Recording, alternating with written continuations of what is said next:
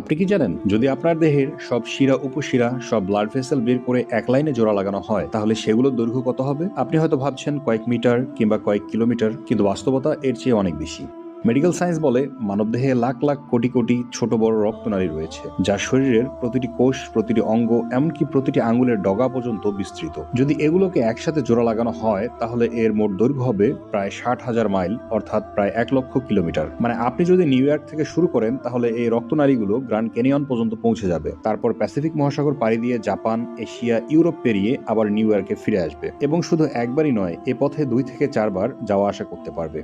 এখন ভাবুন, এত বিশাল এক সিস্টেম, এত নিখুঁত পরিকল্পনা, না কোনো ইঞ্জিনিয়ার বানিয়েছে, না কোনো কারখানায় তৈরি হয়েছে। এসব কিছুই আপনার রব সৃষ্টি করেছেন, কোনো মেশিন ছাড়াই, কোনো শব্দ ছাড়াই। আল্লাহ বলেন, অবশ্যই আমি মানুষকে সর্বোত্তম আকৃতিতে সৃষ্টি করেছি। সূরা 3 আয়াত 4। তাহলে নিজেকে প্রশ্ন করুন, যে দেহে 1,00,000 কিলোমিটার হিকমত ও নিখুঁত